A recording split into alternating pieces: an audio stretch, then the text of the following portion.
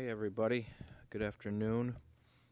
We'll go through the data and a couple other updates and then just take some questions. Unfortunately, we've had a tough day. We lost 4 residents of the community in hospitals over the last 24 hours. Asian female in her 60s, Caucasian male in his 70s, Caucasian male in his 60s, and a male who did not identify himself, 51 years of age. So certainly tough day.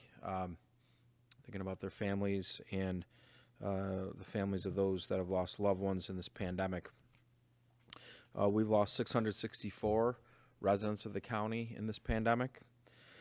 So it's been a tough year, and that's tough news. On the case front, things are better. Our 7-day average is below 1%, 0.9%. Really remarkable progress there. Overall, we've had 31,295 positive cases.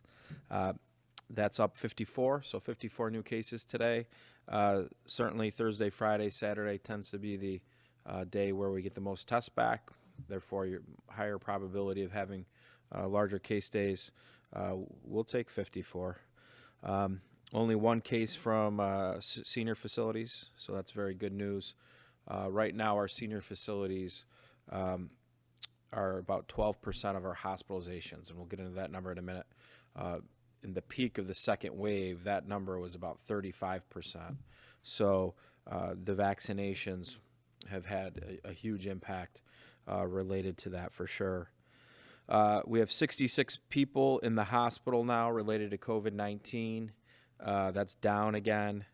And we have 9 of our neighbors in the ICU room. That number is down again, unfortunately, because we've lost some members of the community. But 9 is the lowest it's been in a while. Certainly, please keep these people in your thoughts and prayers. They're having a hard time. We need them to get well. And so please do what you can. Related to the vaccine, today we did and administered 1,100 new vaccines here today, first vaccines for a clinic. Tomorrow we will be doing a pop-up clinic at the East Fayette Street Boys and Girls Club, working with community partners, targeting hard-to-reach communities, specifically our minority communities. The data shows, and it's starting to trend very clearly, that the mass vaccination sites at the fairgrounds and even our site here at the On Center is not seeing the type of participation in the zip codes in our minority communities. We know method of distribution at this point is important for us to get access to all members of the community. We're watching zip code data. This is our rural communities are doing better at getting to the mass vaccination sites and the pharmacies than a lot of our city neighborhoods are, but not as well as some of our other suburban neighborhoods. So we're watching this. Again, intentionally, our pod of what our county health department vaccinates, our rates of vaccinating specifically our minority and New American communities are higher than the overall regional rates. So this is something that I actually talked about quite a bit yesterday in testimony to the Homeland Security Committee. We are best suited to get to these communities because of our partnerships. And so tomorrow, 500 community members. The Credible Messenger strategy is what we once again implemented. I want to thank the following groups: Peace Incorporated, House and Visions, Catholic Charities, Bethany Baptist Church, the Westcott Community Center, the Boys and Girls Club again for hosting over on the east side this time, Allen Foundation, First Student, United University Methodist Church, People's AME Zion Church, East Fayette Biddy Basketball, and our partners at the City of Syracuse, Mayor Walsh, Deputy Mayor Owens. Thank you for your leadership on this. Collectively, we're reaching out through credible messenger networks to get to communities that have not been vaccinating at the rates we want them to. So we're happy about that. On Monday, we will conclude this week's vaccination process. Normally, we would be done tomorrow. We get vaccine Tuesday. We're usually done 2-3 days. But because our vaccine was delayed, it pushes into Monday. Remember, vaccine week is a Tuesday to Tuesday situation anyways. Really a Wednesday to Wednesday. We get the vaccine usually on Tuesdays. So on Monday, again, we're working intentionally to vaccinate our members of the community with developmental disabilities, specifically, again, targeting our educators and those members of the community with comorbidities. So we're being very surgical to get to our vulnerable, to continue to work to get all of our educators vaccinated quickly. We're making tremendous progress there. And so that's what Monday's clinic will be. We will then get new vaccine in on Tuesday, and we will probably have a 2-day vaccination schedule next week, but there will be more to come on Monday when we know what our supply should be. Our supply should be at least 1,800 doses of vaccine. That's what we've been told we can count on. This week, we got the 1,800 plus the 500 for a pop-up clinic. We are working. The question was raised, I think, in the media to the state related to the FEMA sites coming in to communities. Part of what the FEMA sites do, it's a mass vaccination site. It brings in supply from the federal government. Those sites, we already have 2 mass vaccination sites. So we don't need another mass vaccination site. We have the fairgrounds, which is a lot of supply, a lot of new appointments. We have the On Center, which is, quite frankly, underutilized right now. So we don't need another mass vaccination site. We need more supply to utilize our existing infrastructure. But what we're talking to the state about is ways to continue to get into the hard-to-reach communities, give us the supply. We'll have dedicated streams to do that. So there'll be more to come on that. For us, it's about supply. We don't need more sites. We don't need more cooks in the kitchen. Give us the supply. Let us run. Let us do our job. Looking at testing, this is how we're going to open up our economy, continue to make the case about rebalancing everything COVID world related to restrictions, because this gives us data. And it gives us data, but it also finds pockets of the virus that may be lurking in our community. So a reminder, anybody symptomatic with COVID symptoms, we know what they are. I call on you to please, please, please get a test, rule out COVID-19, ongov.net/Cayuga Medical, Monday through Friday at the regional market at the F Shed, 9 a.m. to 1 p.m. You can get a test. So please, please, please, any symptoms, rule out COVID.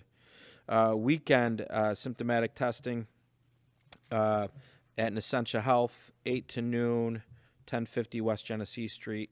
Again, same link to get an appointment, ongov.net/Cayuga Medical. Our asymptomatic program is one that, again, we believe has really helped us find these caseloads and has driven our data. If you look at where we are at 0.9, the best positive rate out of any big county in New York State, we're trending much lower than New York State's average. Part of it is the testing strategy. We don't think finding a positive is a bad thing. We think it's actually a good thing. So we're testing asymptomatically in our schools. We are testing at times in assisted living facilities. We are testing in every corner of the county, and then we have essentially ongoing testing here at the On Center, all with the sole intent to find that one case so it doesn't become 2, 3, 4, or 5 cases. So please take advantage of this. It's a rapid test. It's an antigen test, covid19.ongov.net. I think today we are at, today's what, Thursday? Yes. We are at the Onondaga Town Hall today, and then tomorrow we'll be at the Lafayette Community Center. But in addition to that, we've been testing in the schools all week. I'm very happy, I'm going to knock on wood, But in the schools this week, we've done probably almost 2,000 tests. This is coming back from break. I'm making some assumptions here, but I think my assumptions are probably correct, that there were folks that left the region for break and came back. We have not had a single positive in the schools this week. So again, we know that schools, the transmission isn't occurring in schools from the data, from the quarantine data that we've seen. But in addition to that, it looks really good, the fact that people aren't even asymptomatically getting into the buildings with the virus right now. So I think that's an important point. Update on where we are when we talked about the landlord survey last week or 2 weeks ago. I'm losing a little track of time. But we received money from the previous stimulus package to help renters and landlords impacted by COVID. And so we wanted to understand how big of a problem do we have here in Onondaga County. We asked people to participate in a survey, landlords, so we can get an idea of A, how many units do you own, B, how much rent are you owed to date. We had 1,100 landlords participate. They represent 14,000 units of housing. These landlords are owed $44 million. So we have $13 million. So this is good data. We now will go and try to curtail a program that helps address this issue. But it just shows you kind of the impact of this virus. I know it was reported about the sales tax in restaurants, how we got less sales tax because there was hundreds of millions of dollars of less sales. It's as we're getting through the vaccination process in our community, the reality is there will be a next phase of recovery where we have to address the other victims of this pandemic and focus in on them. One last thing before I take questions, I just want to thank the community. I shared a little bit about my personal situation and the struggles I'm having with my health, because one of the things I've learned in this pandemic, really recently too, focused in on more on it, is it's okay to be vulnerable, and it's okay to admit we've had a bad year, and there are many of us who have suffered much more than others, but we've all been impacted. And so hopefully people can take something from what I'm going through and my challenges and make sure that they take care of themselves, whether it's mental health, whether it's seeing your doctor. We've all been through a traumatic experience. I had to testify yesterday in front of the Homeland Security Committee in Congress, and I went through that experience at a macro level for 5 minutes, and it was traumatic just thinking about everything we've all been through. The good news is we've been through it together. So that's why I shared my story, and hopefully people can take something from that and make sure that they're taking care of themselves and their families. Saying that, I'll take questions. Well, on that note, how are you feeling? I feel okay. I feel physically, I feel I'm more rested. And so from that standpoint, I feel better. I still have, I have a vision impairment, and looks like it's getting a little bit better, but it's going to take a while. So that's just something, we're going to have to get through, and we will. What's the journey look like for you? Do they, what they ruled out the worst case scenarios. Yeah. They know what the problem is. What happens next? Yeah, we continue to try to figure out what caused the nerve damage, right? And so we'll go through that, and I have great doctors, and they'll continue to work on that. And the rest helps, right? And so we'll because I can't drive, Andrew, you lose some of your freedom that way, and so I'm getting some more rest, and the vision's a little bit better. It was harder for me to be here 3 weeks ago than it is today. You mentioned too many cooks in the kitchen is your fear. Is that a specific fear? Do you think that other governments will bring too many vaccine clinics to Onondaga County? The reason why I said that in this context is because it seemed that there's a level of frustration that we didn't get a FEMA site.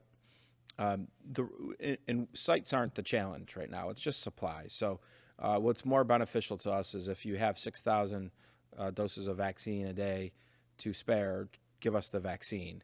And so, because we have people that can administer it. They're already on the payroll. You don't need to hire them. You don't need to bring in the National Guard to do it. Now, if you had a situation, Andrew, where the federal government said, Onondaga County, we can provide 200,000 vaccine doses next week, I would say bring it on. Everybody needs to get engaged, right? But right now, the infrastructure that exists is not being utilized to the full capacity. So until that happens, bringing on more distribution creates another channel for registration, more confusion.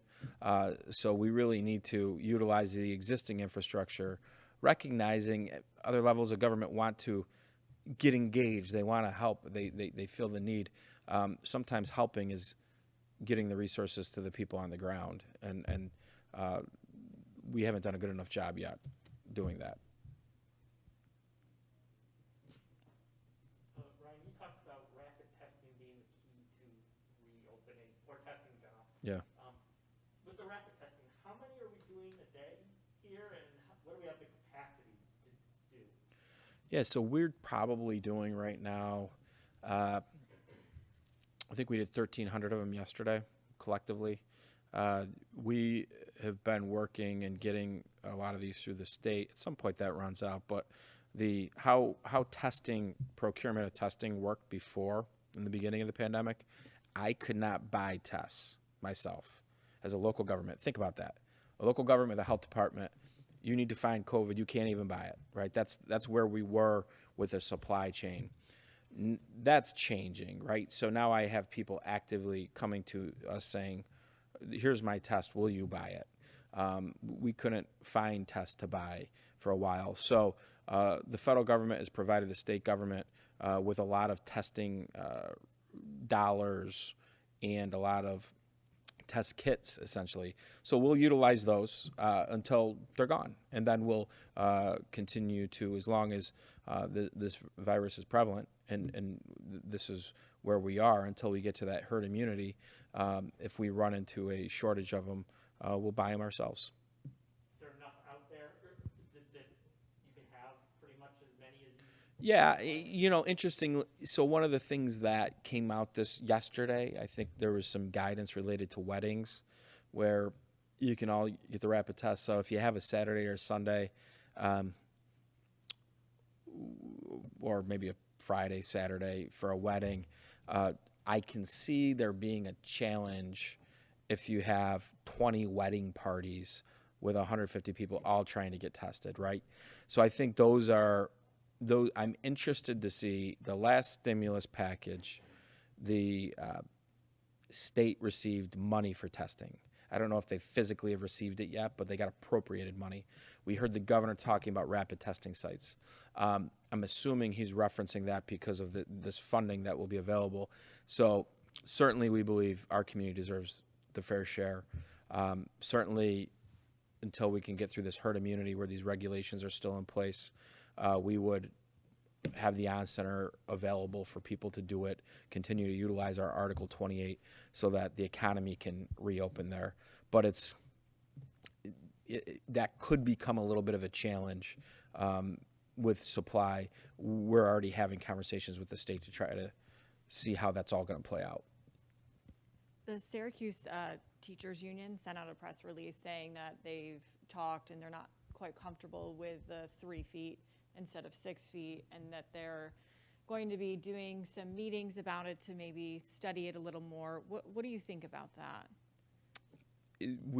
I've spoken to union leaders, and I appreciate concerns. I've also been very transparent that the public health experts in this community are the people working at the health department.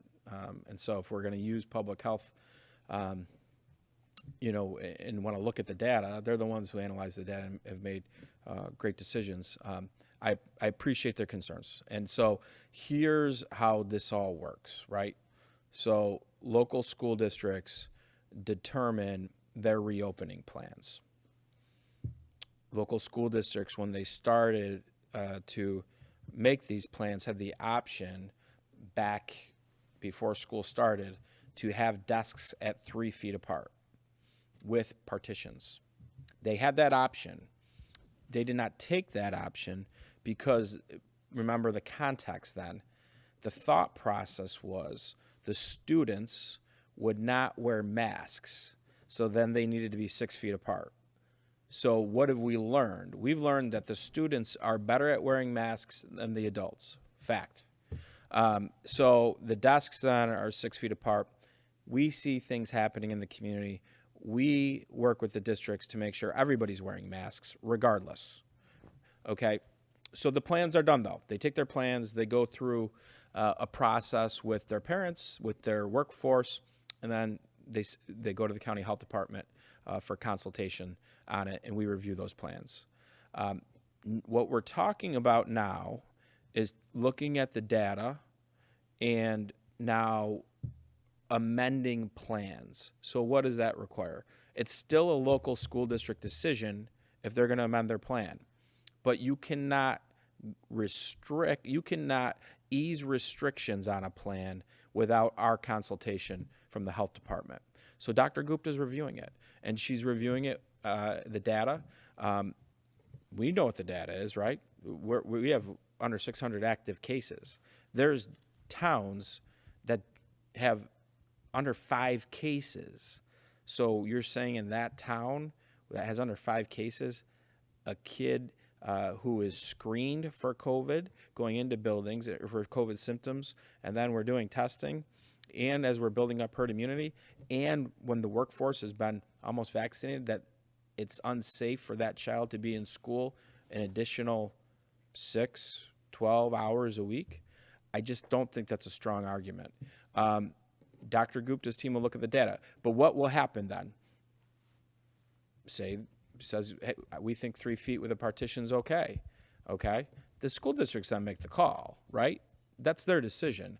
We've just set forward guidance based off of the data and the best interests of this community for public health.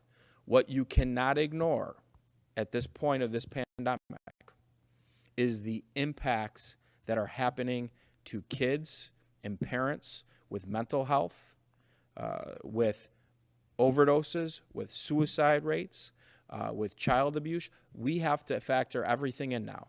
And I understand if you represent a certain group, and that's your job is to represent that group, you look at it through that lens. We have to look at the whole picture now. And the risk that this pandemic has driven is much more than just the person who gets COVID positive at this point. The damage is tremendous. So I think overall, Monday, maybe Dr. Gupta will have an update for us. But I understand the concerns. Right now, the 6 feet, remember the 6 feet, it could have been 3 feet the whole time. It became 6 feet because everybody's saying the kids won't wear the masks.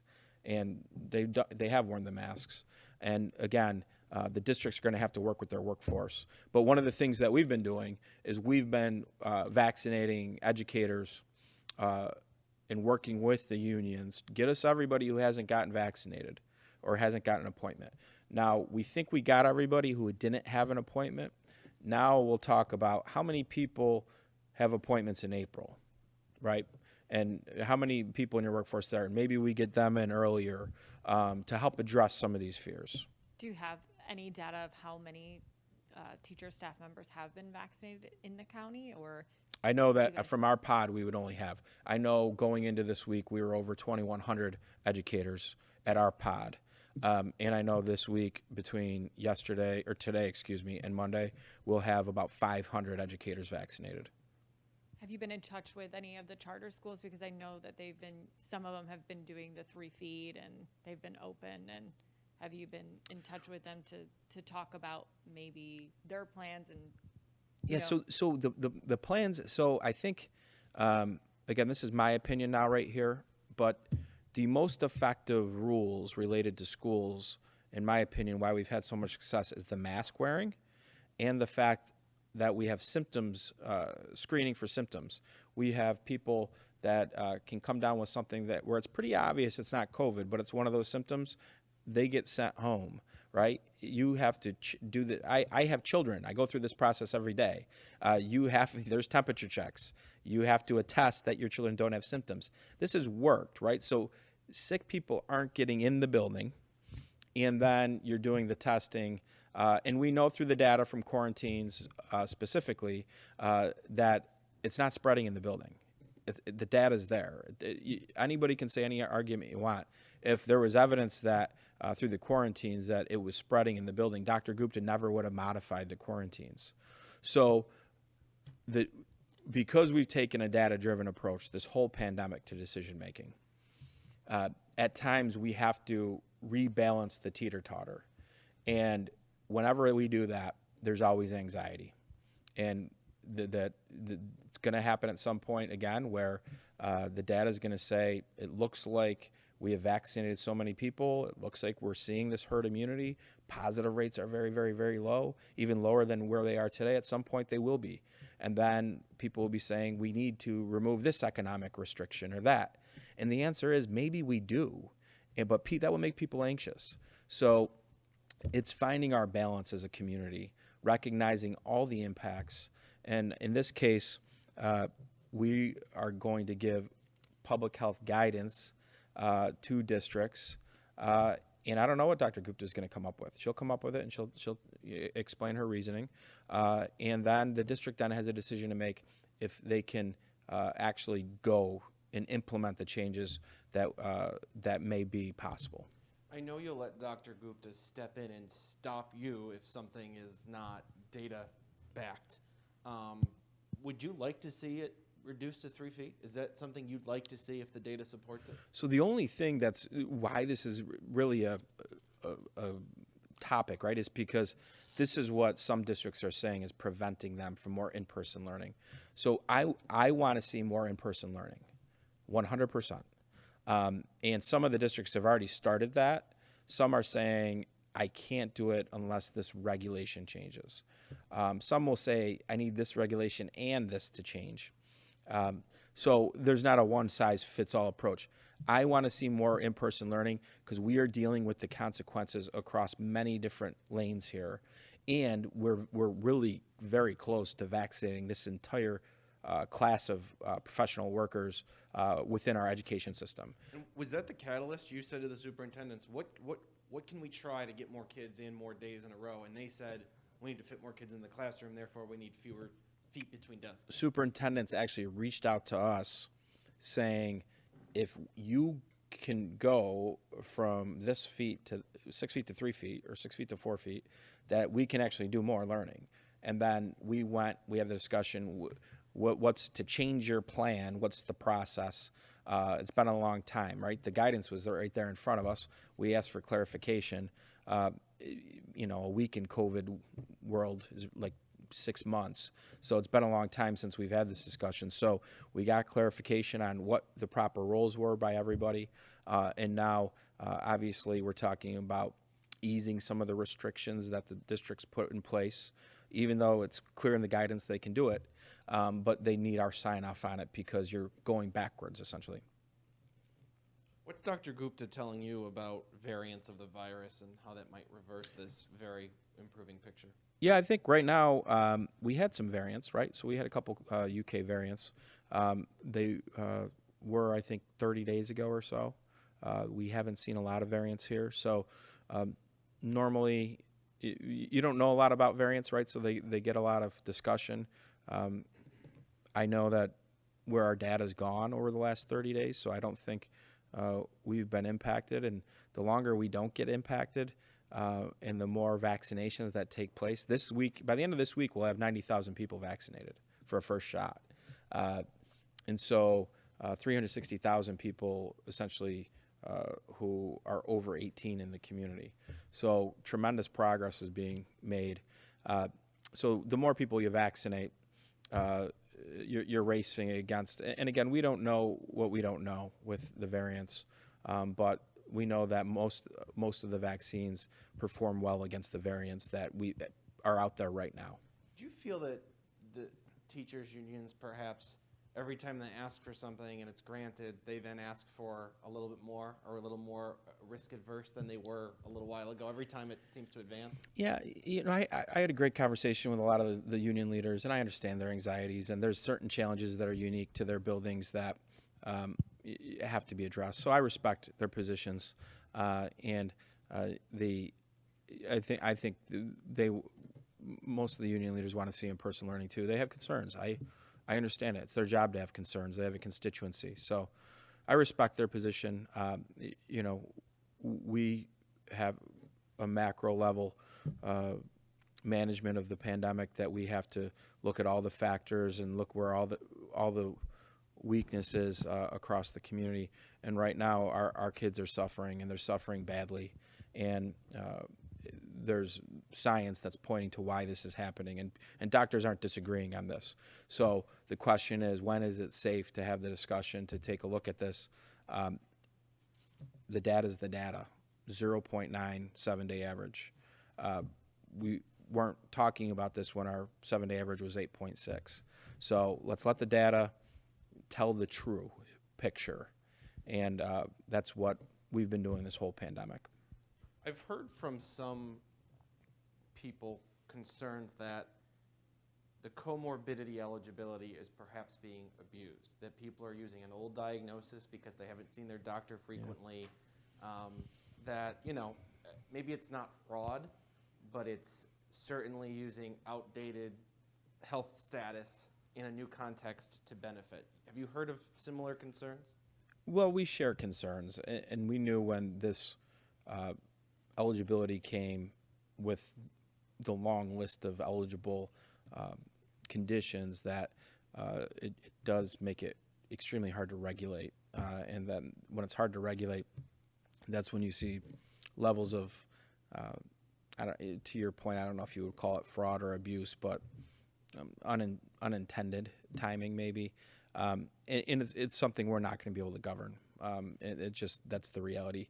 We ask people to use their best judgment and sense of ethics to realize that for us to crush the bad outcomes with this virus, with hospitalizations and ICU stays and death, we have to get to the people that we know will have a bad outcome. We know this. We know that if you have certain comorbidities, or if you're a senior citizen and you get this, you're going to have a hard time. So we have to, getting them first is the ethical thing to do. It's the moral thing to do. And that's what, where we've had discretion, we have pushed for those things. Ryan, we've talked a lot about potentially Monday being a date for students in the Carrier Dome. It's getting very tight, and we haven't heard of a plan. Is Monday North Carolina, or is it? North Carolina. Oh, man. All Do you right. still expect that to happen, or have we hit a snag somewhere along the line? I'll have to get an update on that. I would love to make that happen. So on my to-do list after this will be to try to figure out if there's something I can do to help make that happen. My understanding is the state has to come in and approve the site. Does that require like a in-town visit, or Yeah. just looking at a plan? Yeah, I think they may have already been here for an on-site visit. I'm not sure where that is in the process, but certainly we want to help get some students in the game, have that college experience. It'd be nice for the players to have that level of energy and enthusiasm. And quite frankly, I think we're going to need to win that game. So any home court advantage we can help provide to the home team, we're going to do that. So I'll follow up with SU on to see kind of exactly where we are on that. Would you do that right now? Do you want to get your cell phone and call the chancellor at the briefing? I would never want to put the chancellor on the spot like that. These are complicated things that have to get done. So, but certainly we got to win that game. So if we can get some people in there to help out our team, we want to do that. Next time you hold a presser, it's going to be March. Mm-hmm. Kind of your feeling from last March to this March. What's the difference now, and how are you feeling about it? Yeah, it's incredible, and I think one of the things that, if you remember last March when this all started, and it feels like a decade ago, right? It just feels so long ago. We didn't know how long this would go on. We didn't know. We saw how fast and how damaging this was impacting the rest of the world, and so you prepare for the worst case scenarios, and so you're planning. We were planning before this. We were planning when we started to see it in China and in Europe, but there's a difference between planning and then preparing. And so then we were preparing, then we started mitigating, then we had our case, and then the response started. Then the response became very complicated and very intense, and then you had kind of your lull, and your restart becomes the focus of how you get your economy going, deal with the economic damage. And then we kind of went through that, and then we had our second wave. And in the process, the vaccination starts. So it's amazing that this all happened within 12 months. It really is. So it's like I said before, it's traumatic to think back through all this, but how much as a community we've accomplished in the face of the 100-year pandemic. I think people should be proud. And I think we're going to get through this, and we're going to get through it sooner than people think. I have great faith that we're going to get more vaccine supply in the next 4 to 6 weeks. And when we do, our commitment is we will do everything we can to get this in people's arms fast, and so that we end this phase of this pandemic, because there's still more work to do when we're done vaccinating. Anything else? Thanks, guys.